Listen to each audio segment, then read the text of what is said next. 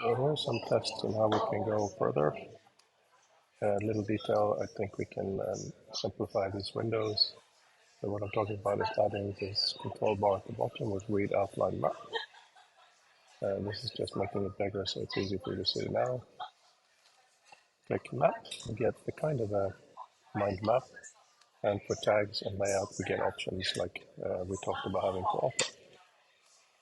If you flip this control panel, maybe you get options to hide others if the space gets crazy.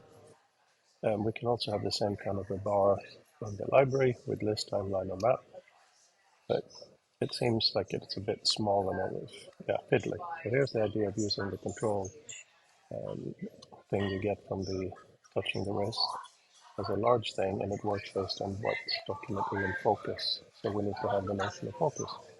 And we have the read view, map view, but now they're separated with two controls. We can now choose to hide others if they are too intrusive, show all, etc. In the map view here, you can see one of the other maps is in the background, so it's not in focus.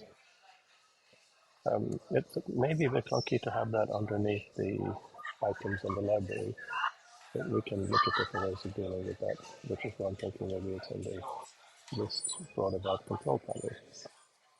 This, to go through again, would be how a list would look, and this would be a timeline.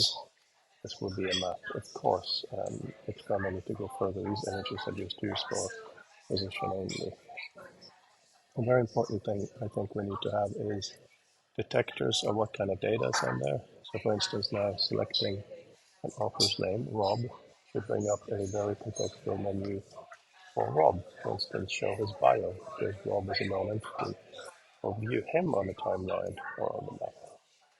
So thank you for having a look at this. So the main idea is basically to have these three main things: read, outline, map in a document and in the library, and have them large size so it works based on focus rather than sticking to a document.